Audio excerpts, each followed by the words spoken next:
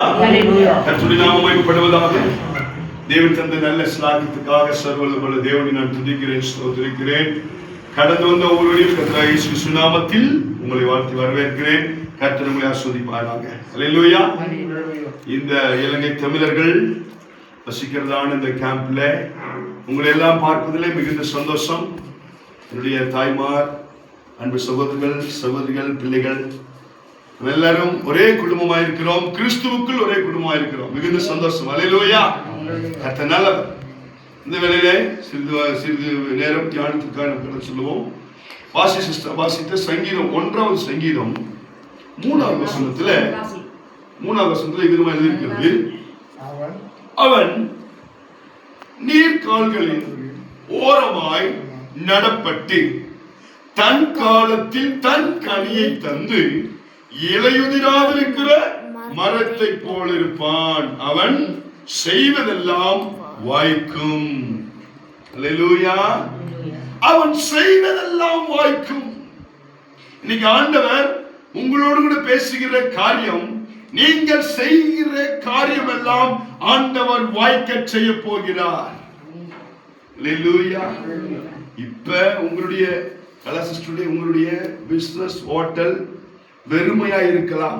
ஆனால் ஸ்தோத்திரம், இயேசுவை நம்பி நீங்கள் செய்ய போகிற வேலையை, அந்த வேலையை ஆண்டவர் வாய்க்க செய்ய போகிறார். விசுவாசிக்கிறீங்களா? ஆமென். அல்லேலூயா. ஸ்தோத்திரம். சந்திரா சிஸ்டர், கவனிங்க. ஆண்டவர் உங்களுக்கு பரிபூர்ண சுகத்தை கொடுத்து உங்களுடைய பிசினஸையும் ஆண்டவர் வாய்க்க செய்ய போகிறார். ஆமென். ஸ்தோத்திரம். ஆமென். ஆரோக்கியமேரியமாவுடைய எல்லா தேவைகளையும் ஆண்டவர் வாய்க்க செய்ய போகிறார். அல்லேலூயா. அல்லேலூயா. வசனம் சொல்லுவாங்க, அவன் நீர்க்கால்களின் ஓரமாய் நடப்பட்டு தன் காலத்தில் தன் கனியை தந்து இலையுதிராதிருக்கிற மரத்தை போல் இருப்பான். அவன் செய்வதெல்லாம் வாய்க்கும். ஆமென். நாம் செய்கிற காரியம் எல்லாம் வாய்க்க வேண்டும் என்று சொன்னால் தேவனுக்குள் நாம் நிலைத்திருக்க வேண்டும். இயேசு கிறிஸ்துவுக்குள் நிலைத்திருக்க வேண்டும். அவருடைய வசனத்தில் நிலைத்திருக்க வேண்டும். அவருடைய வாழ்க்கை ஜீவியத்தில் நிலைத்திருக்க வேண்டும். அவருடைய குணாதிசயத்திலே நிலைத்திருக்க வேண்டும். அல்லேலூயா. அப்போ நம்ம அவருடைய குணாதிசயம் வரவிடாதபடி, அவருடைய சுபாவம் வரவிடாதபடி, அவருடைய வசனத்தை தியானிக்க விடாதபடி, அவருடைய வசனத்தை படிக்க விடாதபடி, நாம் சாட்சியாய் நிலைக்க விடாதபடி, அவருடைய நாம மகிமைக்கென்று வாழாதபடி நம்மை திசை திருப்புகிற சில கிரியைகள் உண்டு. அதுதான் நம்மைய கனி கொடுக்க விடுறதில்லை, பாட்டு பாடுறது விடுறதில்லை, ஜெபிக்க விடுறதில்லை, ஆராதனைக்கு வர விடுறதில்லை. குடும்ப சந்தோஷத்தை கெடுப்பான், சமாதானத்தை கெடுப்பான், நிம்மதியை கெடுப்பான். ஆண்டவருக்காய் கனி கொடுக்க விடுகிறதில்லை. பாருங்க, எல்லா மனுஷருக்கும் ஒரு மரத்துல இலையுள்ள மரம் விருப்பமா, இலை இல்லாத மரம் விருப்பமா அப்படின்னு கேட்டா எல்லாத்துக்கும் எது சொல்லுவாங்க? இலையுள்ள மரம் தான் எல்லாத்துக்கும் விருப்பம். சரிங்களா? அப்படியே வெறும் இலை மட்டும் இருந்தா எல்லாத்துக்கும் விருப்பம் உண்டாகுமா? அப்புறம் என்ன வேணும்? காய் வேணும், அது கனி காய்க்கணும், அது எல்லாத்துக்கும் பழங்கள் கொடுக்கணும். அதுதான் எல்லாத்துக்கும் விருப்பம். அல்லேலூயா. அது ஆசீர்வாதமான ஒரு வாழ்க்கையை குறிக்கிறது. ஆமென். அது மாதிரி ஸ்தோத்திரம். அது மாதிரி ஆண்டவர் செய்றாரு. ஒன்றுமில்லாத நம்மை, ஒன்றுக்கும் யோகியதை இல்லாத நம்மை, அருகதை இல்லாத நம்மை, தகுதி இல்லாத நம்மை, சேற்றிலே கிடந்த நம்மை தூக்கி எடுத்து அவருடைய சொந்த ரத்தத்தினால் கழுவி சுத்திகரித்து அவருடைய மகனாக மகளாக நம்மை ஆக்கி விசுவாசத்திலே நிலைநிறுத்தி இருக்கிறார். அல்லேலூயா. அல்லேலூயா. அவன் நீர்க்கால்களின் ஓரமாய் நடப்பட்டு, அப்படின்னா முதலாவது நாம் பரிசுத்த ஆவியானவர் என்கிறதான ஒரு நதியிலே நாம் என்ன செய்யணும்? மூழ்கி அவருடைய பிரசன்னத்தை அனுபவிக்க வேண்டும். அல்லேலூயா. ஆண்டவர் விரும்புகிற பிரகாரமாய் நாம் முதலாவது நடப்பட வேண்டும். நடப்பட வேண்டும் என்று சொன்னால் அவருடைய வேதத்திலே தியானமாய் இருக்கணும், பிரியமாய் இருக்கணும். இந்த வேதத்தை எடுத்து வாசிக்கணும். இந்த வேதம் எனக்கு என்ன சொல்லுகிறது? என் சுபாவம் மாற்றுவதற்கு, என் எண்ணத்தை மாற்றுவதற்கு, என் சிந்தையை மாற்றுவதற்கு, என் பார்வையை மாற்றுவதற்கு, என் பேச்சை மாற்றுவதற்கு, என் செயல்களை மாற்றுவதற்கு இந்த வேதம் என்ன சொல்லுகிறது? அதை முதலாவது நம்ம என்ன செய்யணும்? எடுத்துக்கொள்ள வேண்டும், தியானிக்க வேண்டும். அதன் பிரகாரமாய் வசந்தன் பிரகாரமாய் நடந்தால் ஆண்டவர் அவனை நீர்க்கால்களின் ஓரமாய் நட்டுவார். நட்டினவர் ஏற்ற வேளையிலே, ஒவ்வொரு வேலையும் சீசனுக்கு தகுந்த மாதிரி ஆண்டவர் சிவரே நம்மை கனி கொடுக்க செய்வார்.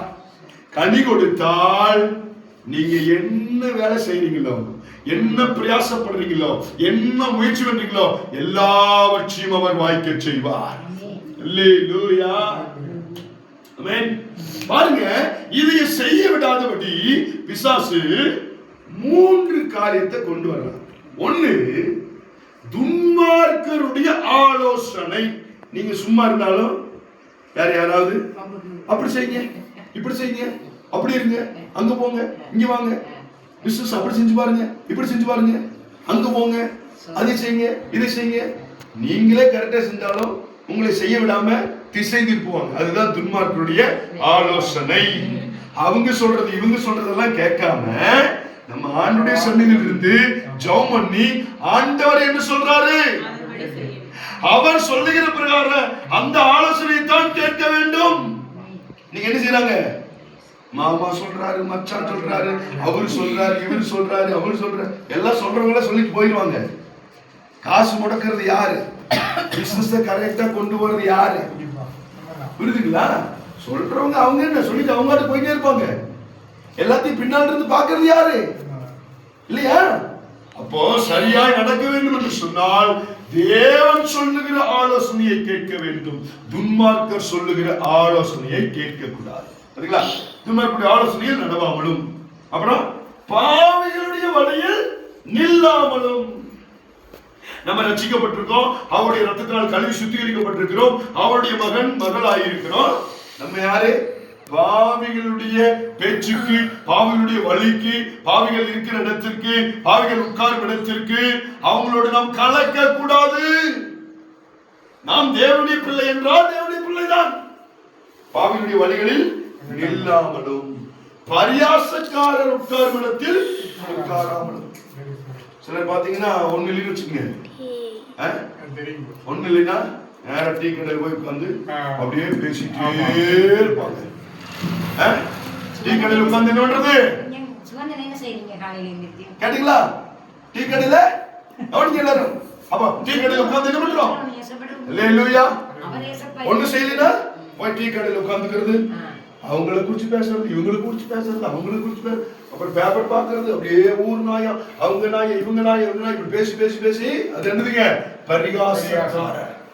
அவங்க என்ன செய்வாங்க? கேலி பண்ணுவாங்க, கிண்டல் அடிப்பாங்க. அவங்கள பாரு, இவங்கள பாரு, அவன் உட்பட மாட்டான், அவன் அப்படியாக மாட்டான், இப்படியாக மாட்டான், இப்படியே புரளி பேசிட்டே இருப்பாங்க. அதான் இது பரியாசம். அப்பேற்பட்டவங்களோட போய் உட்கார கூடாது. பரியாசக்காரர் உட்காரும் இடத்தில் உட்காராமலும், அவங்க உட்கார இடத்துல உட்கார கூடாது. நம்ம இல்லையா? சரி, இது ஆண்கள் செய்யறது ஒரு. அப்புறம் பாத்தீங்கன்னா பெண்கள் என்ன செய்வாங்க? வீட்டுல ஒரு வேலை இல்லைன்னா எல்லாரும் கூடி ஒரு இடத்துல உட்கார்ந்து, கேட்டியா அவங்க வீட்டுல அப்படி நடக்குது, கேட்டியா இவங்க வீட்டுல இப்படி நடக்குது, அந்த அம்மா அப்படி செஞ்சுட்டாங்க, இந்த அம்மா இப்படி செஞ்சுட்டாரு, அவர் அப்படி செய்யறாரு, இவர் இப்படி செய்ய, இப்படியே செய்வாங்க, குறை பேசிட்டே இருப்பாங்க. இல்லையா? இது என்னங்க? பரிகாசம், கேலி செய்வது, கிண்டல் அடிப்பது, என்னதுங்க? குறை சொல்றது, பரிகாசம் பண்றது, நகைக்கிறது, அவங்க சொல்லிப்பாங்க, அவங்க சொல்லி சிரிக்கிறது, கேலி பண்றது, கிண்டல் அடிக்கிறது. அப்ப இந்த 3 செயல் செய்யக்கூடாது. துன்மார்க்கருடைய ஆலோசனை கேட்க கூடாது, பாவிகளுடைய வழியில நிக்க கூடாது, பரிகாசக்காரர் உட்காரும் இடத்தில் உட்கார கூடாது. டைம் கிடைக்கும் போதெல்லாம் நம்ம என்ன செய்யணும் தெரியுங்களா? கர்த்தருடைய வேதத்தை எடுத்து வாசிக்கணும். ஒரு நாளைக்கு காலையில ஒரு அதிகாரம் வாசிக்கணும், நைட்டு ஒரு அதிகாரம் வாசிக்கணும். அல்லேலூயா. அதை வாசித்து தியானிக்கணும், அந்த வசனத்தை அறிக்கை செய்யணும், ஜெபம் பண்ணணும், ஆண்டவர் சமூகத்தில் விட்டு கொடுக்கணும். அல்லேலூயா, அல்லேலூயா. காலையில ஒரு 1 மணி நேரம் ஜெபம் பண்ணணும், மதியம் 1 மணி நேரம் ஜெபம் பண்ணணும், நைட் 1 மணி நேரம் ஜெபம் பண்ணணும். எவ்வளவு நேரம் ஜெபம் பண்ணாலும் ஆண்டவர் நம்மை பலப்படுத்துவார். வசனத்தை வாசிக்கணும், ஜெபம் பண்ணணும். வாரத்துல ஒரு முறை உபவாசம் பண்ணி ஜெபம் பண்ணணும். இது மாதிரி செஞ்சா ஆண்டவர் அவருக்கு பிரியமா இருந்து அவருக்கு பிரியமா நடந்தோம்னா அவனை தூக்கி ஆண்டவர் கழுவி சுத்திகரித்து நீர்க்காலிகளின் ஓரமாய் நட்டுவார்.